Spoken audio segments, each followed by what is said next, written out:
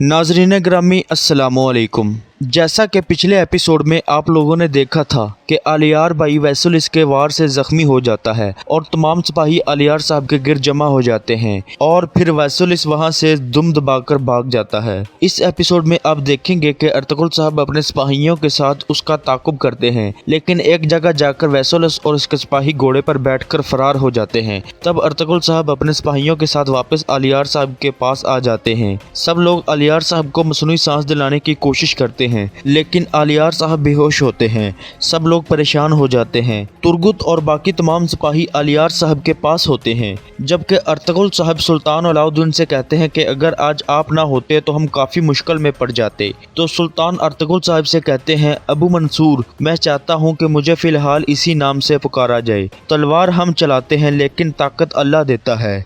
हम कबीले जाकर बात करेंगे। आलियार साहब को लेकर तमाम सिपाहियों के साथ कबीले चले जाते हैं। उधर कई कबीले में हलीमा खातून गोद में लिए बच्चे के साथ खेल रही होती हैं। अम्मा हाइमा, गुलबानो और असलान खातून इसके पास बैठी होती हैं। इतने में छोटा गुंदूज बाहर से भागकर आता है और छोटे बच्चे से अपनी मोहब्बत का इजहार करता है। वो कहता है, मैं अपने छोटे भाई के लिए लकड़ी की तलवार बनाऊंगा। सब लोग बहुत खुश होते हैं और अल्लाह का शुक्र अदा करते हैं।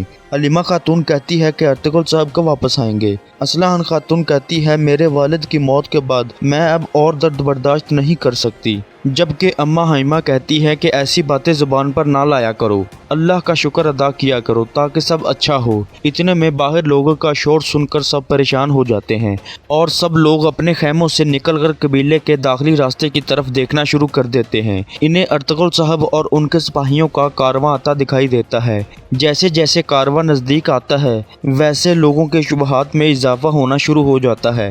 फिर जैसे ही अर्तुगरुल साहब का कारवां नज़दीक पहुंचता है तो सब लोग आलियार साहब को ज़ख्मी हालत में देखकर हैरान परेशान रह जाते हैं। अम्मा हाइमा और असलान खातून आलियार साहब के करीब आकर रोना शुरू कर देते हैं। सब लोग बहुत गमगीन होते हैं, हर आंख अश्कबार होती है। अर्तुगरुल साहब कहते हैं कि आलियार साहब को जल्द ही शिफा वाले खेमे में ले जाओ। तो चंद सिपाही आलियार साहब को शिफा वाले खेमे में ले जाते हैं। तो अर्तुगरुल साहब हलीमा से मिलने उसके खेमे में चले जाते हैं। खेमे में पहुंचकर वो छोटे बच्चे को गोद में उठाते हैं और हलीमा और बच्चे को तंदुरुस्ती की दुआ देते हैं। सबके चेहरे उदास देखकर हलीमा खातून पूछती है कि सब लोग उदास क्यों हैं। तो अर्तुगरुल साहब कहते हैं, आलियार साहब जंग में शदीद जख्मी हो गए हैं। तो यह सुनकर हलीमा खातून भी कांप उठती है। उधर काराचाइसर किले में अर्तुगरुल साहब से बुरी तरह मार खाने के बाद वैसुलिस का पारा हाई होता है और किले में पागल कुत्ते की तरह दाखिल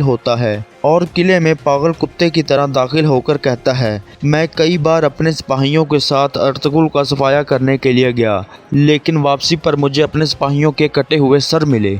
इस दौरान एक कमांडर वैसुलिस के पास आकर कहता है, निकिया से एक कासिद आया है और आपके लिए पैगाम लाया है। फिर वो खत देकर चला जाता है। उसके जाने के बाद वैसुलिस शदीद गुस्से में खत को ज़मीन पर पटक देता है और अपने तख्त पर बैठ जाता है। ट्यूकलस उसे कहता है कि अगर जंग में वो आदमी नहीं आता तो हमें कभी शिकस्त ना मिलती और हम अर्तुगरुल का सर उठाकर आ रहे होते।